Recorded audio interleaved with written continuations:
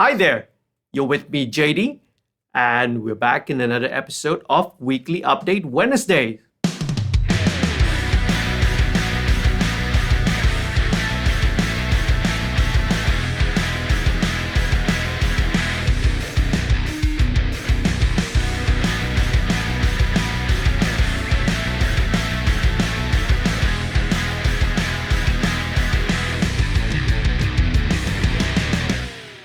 Weekly Update Wednesdays is the show where I keep you guys updated on what's been going on in the studio, what's been happening with the YouTube channel, what are the projects that we've been working on, and more future stuff to come.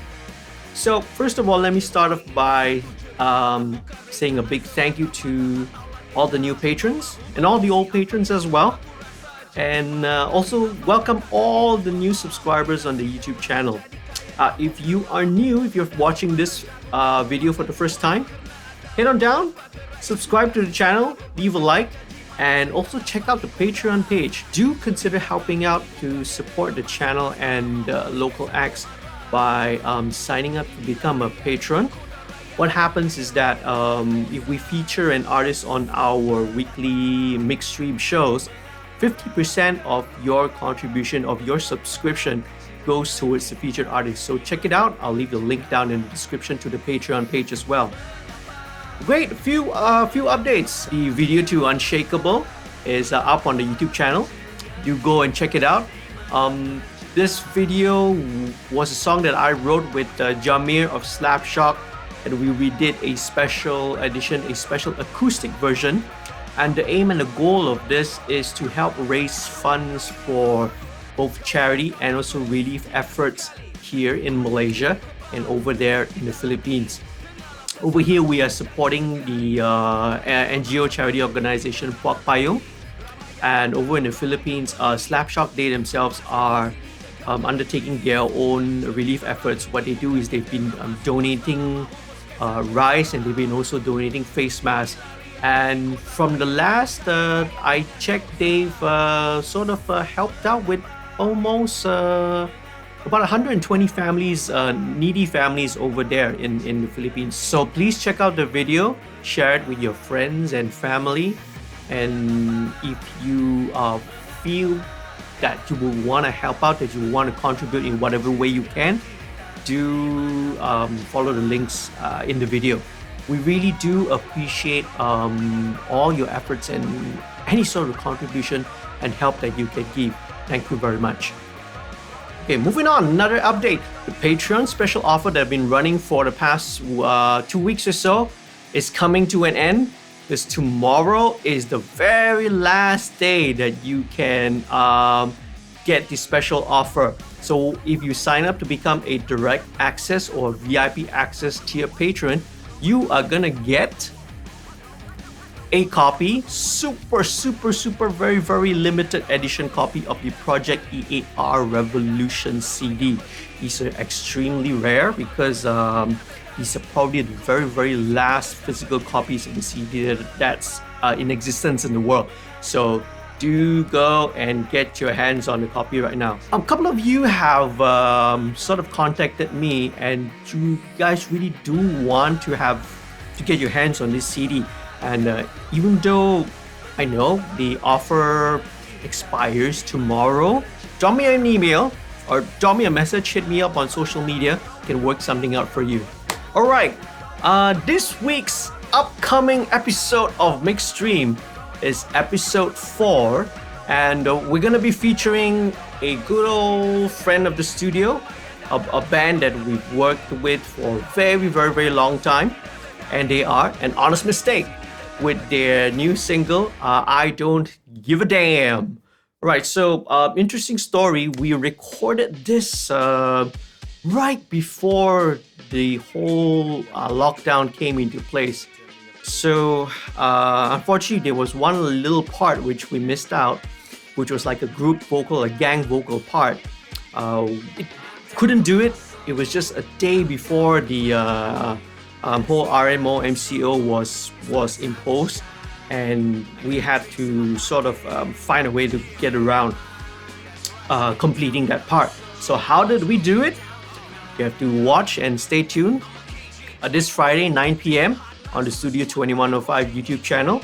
We're going to be featuring a MixStream episode of An Honest Mistakes brand new upcoming single.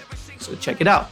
Oh, by the way, some new content as well. I just recorded a special episode of a song breakdown with a good friend of mine, a good friend of the studio, one of our former interns.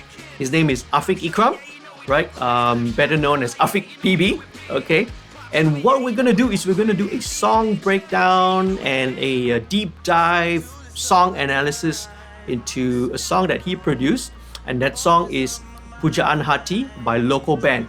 It's one of their biggest hits. It's their smash hit, and it's their hit which really propelled them to the forefront of the music scene. And so check it out as we go into detail about what happened during the production process, the songwriting process, the recording process of the song as well. So that would be should be a very interesting video for those of you who want to know a little bit more about the songwriting and the music production aspect of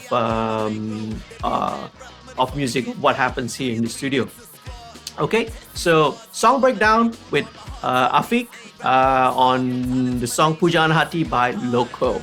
Oh, I almost forgot to mention now, if you sign up to become a patron, you've got lots of perks and a lot of special benefits.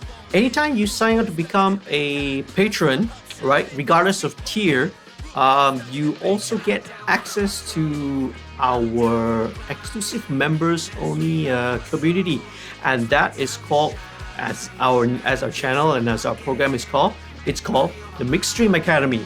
So this is a Facebook group. So it's a group where you can network, where you can communicate, where you can discuss anything related to recording, mixing, mastering, music production, music business, music theory. And it's a place where you can leave your questions, where you can leave comments, where you can bring up issues, where you can post interesting articles. Maybe you want to share your work, what you've been working on. You want to do some mixed critiques and analysis, right? That's where this academy comes into play. So I've been quite proud and quite happy to announce that, with some of the patrons, I've already been running the one-on-one online lessons. So one of our students last week came and we did a class talking about mastering, right? Because he had questions about, why is he not able to get his mixes, to sound as loud as something that's out there, for in broadcast. So I've done a one-on-one online lesson. So if you're interested, if you have topics, if you have any particular questions or very specific issues that you want my help on, that you want me, or you just want to chat, or you just want to chat in person, all right, you can do so. You sign up as a patron and join the Facebook group. Join us at the MixStream Academy. Okay, very cool. So now let's go right into the questions and answer session. Why do my mixes sound different when I'm listening on headphones compared to speakers? Very, very good question. Especially now, a lot of people are working off and making music and producing music on mobile platforms, on their laptops, on their iPads. So it's not very convenient to have a pair of monitor speakers. You can't possibly be carrying, a pair of monitor speakers around with you wherever you will go. So a lot of people are recording, a lot of people are mixing and listening to their music on headphones. So it makes sense, all right? So we have to understand the basic of human hearing. We hear what we call in stereo. So stereophonic sound, as the full name is, right? So it's the ability of our human ears to localize sound, right? That means we're able to detect where a sound source is coming from, whether it's from our left, from our right, or it's from in front of us or behind us, right? The ability to localize sound is due to two factors, right? One is called interaural time differences, right? ITD. And the second one is called interaural level differences. So what these two terms mean, right? ITD means it's the difference in the time of arrival of sounds, okay, that are arriving to your left ear and your right ears. So IAD, right, refers to the differences in the intensity of the sound. So it's the timing. So sound arrives at different times, slightly different delayed times between your left ear and your right ear. And not only that, it also arrives with a different intensity. So our brain then processes that information that's being received by our left and right ear separately. It processes it internally, and that's how we perceive sound in a stereo field. So the thing about headphones is that when you put a pair of headphones over your ears, what it does, right, is that it removes the interaction, that sort of interaction between our left and right ears. Okay, so that is the main reason why when we listen to music or we listen to any kind of sound over a pair of speakers, it sounds different when we listen to it on a pair of headphones, right? So it's actually what we call refer to is translation, the word. It's a matter of translation. That's why mixes that are done on headphones might not necessarily translate well, in terms of your balances, in terms of your stereo, your panning. It might not necessarily translate well when you listen back to in speakers, right? But good mixes on speakers that are done well on speakers will usually sound good on headphones as well, okay? So now, it's a really complicated topic, and there are other factors that also come into play, such as your room acoustics, speaker placement, etc. But in the end, when you talk about mixing on headphones versus mixing on speakers, it is a compromise, right? It's a compromise. So what you and I, as mixing engineers, as producers, we want to achieve is to have our music, to have our mixes translate as best as possible on as many listening systems to reach as wide an audience as possible. So if you're mixing on headphones, always try to make comparisons, always have good references so that you have a good picture of how it would translate over to speakers. Okay, having said that, now there's a lot of new technology that's available, right? So in the form of headphone calibration software. So the ones that come to mind to me would be SonarWorks Reference and also Waves NX. So these are the two most popular ones that I can think of on top of my head. So what these softwares do right now is that it can accurately recreate that missing interaction between our ears. So it has allowed a lot of us that are mixing on headphones to have results that translate a lot better in speakers. Question 2. My new audio interface doesn't have phantom power, so my condenser mic won't work. What can I do? I must admit, when I first read this question, I was a little bit confused because I was like thinking, what sort of audio interface doesn't have phantom power? As I can think of, all of them do, right? You are able to switch on your phantom power to be able to work with condenser microphones. But apparently there are a few interfaces out there, some of the very, very simple basic ones that don't have phantom power. I learn new things every day. So how do you go about it? Well, you have two options actually. So number one is that you can source and buy an external phantom power source. Okay. Here, I think it's a little bit hard to come by, but I think it's possible. You may need to go and check it out, or you may have to kind of ship it from overseas or wherever. Now, secondly, if you can't get that, so the next compromise I would mention would be to either get an external mic preamp or a mixer, which can provide phantom power to power the condenser microphone. And from that, you take the output from the preamp or the mixer and you feed that into the input of your audio interface. Now, this is not exactly ideal because of sometimes of the level mismatch you may get. Depending on how lucky you are, you may get issues with noise, or maybe you won't have any problems at all. One thing to bear in mind, I think, would be very careful because you are taking the line output from the preamp or mixer, and if you're feeding it into your audio interface, make sure that your gain settings are low so that it does not overload your line inputs. Hopefully that works. Maybe that's a little bit of a workaround until you can get an external phantom power source. Next question. Hi, I'm just a beginner. May I know which microphone is best suited for instrument recording, for string and flute solo? Any recommendations? All right, welcome to the wonderful world of recording and mixing. So, in my opinion, you will get your best bang for your buck, so to speak, and the most flexibility by getting a condenser microphone.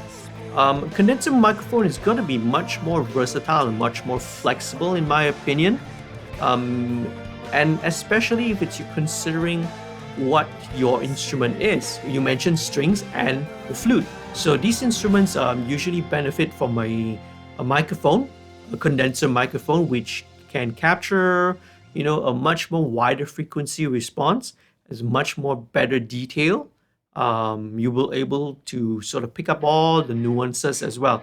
Of course, obviously, there are some downsides if you're in a very noisy environment, or if you're in a room which has quite a lot of room ambience. The condenser microphone will tend to pick up a lot more of that.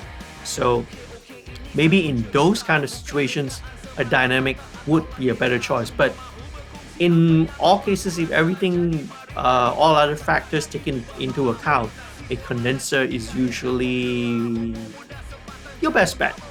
Okay, so you could go for something that's pretty inexpensive. All right.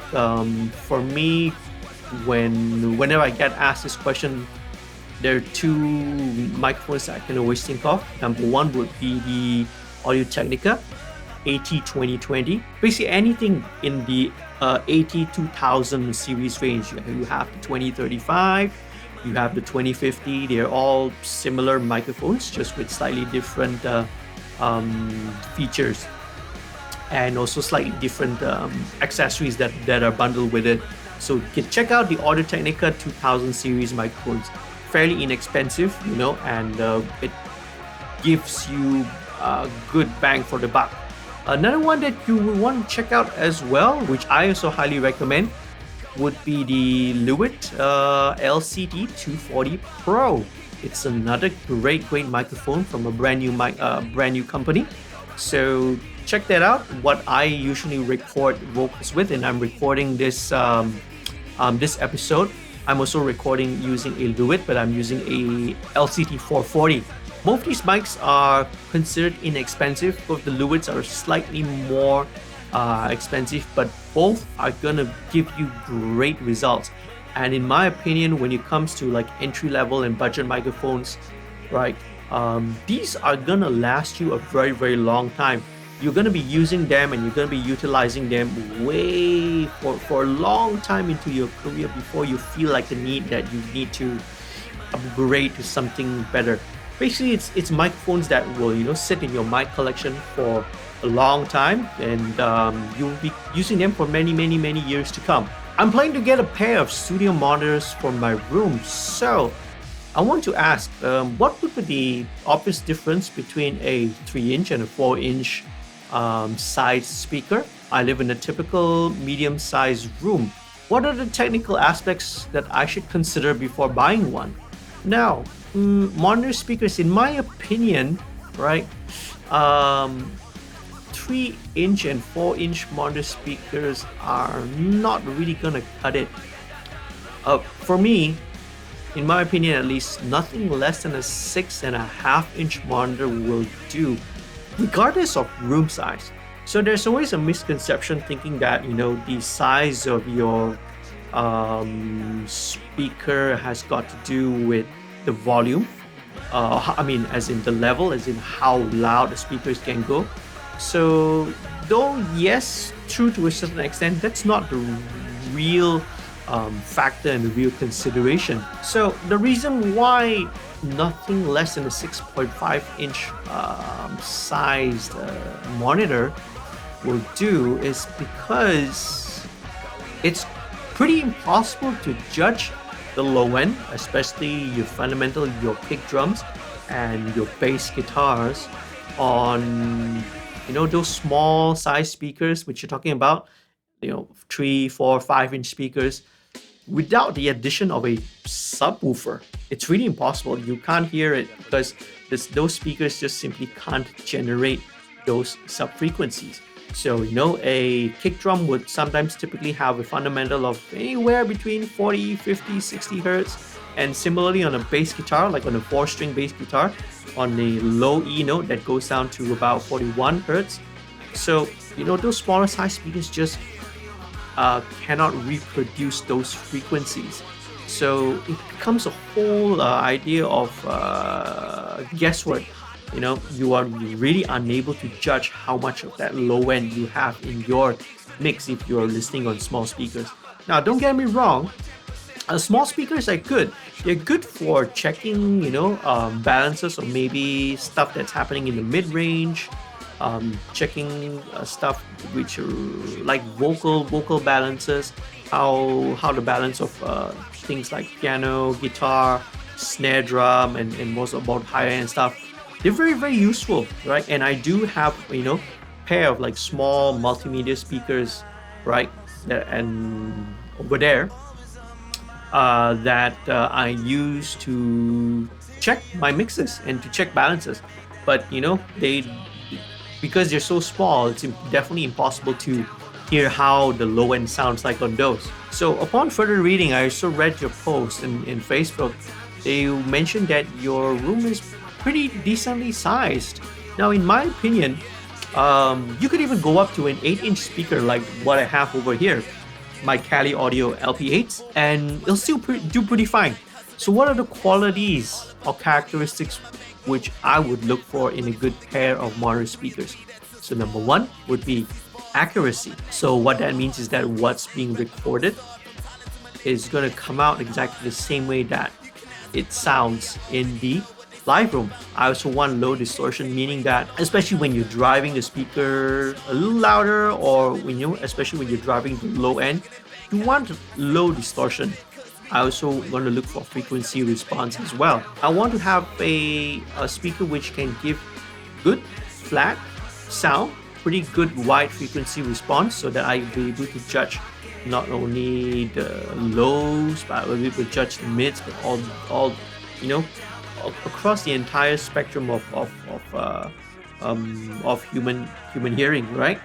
So if you're worried about, you're thinking that 6.5-inch and 8-inch speakers are gonna be too loud, I wouldn't really worry about that. Okay, if you want to sort of keep the volume down, you can always turn down the input sensitivity, of the monitor speaker. Usually there's always a setting at the back so that you can always trim the volume, so you can set it down to a much more lower input sensitivity, or just be a little bit sensible with your master volume control. So that's what I think. So check it out. Look for speakers. What I really highly recommend if you are on a budget, would be the Cali Audio LP6s. They're great. Okay, so what I have over here are the LP8s. These are the 8-inchers.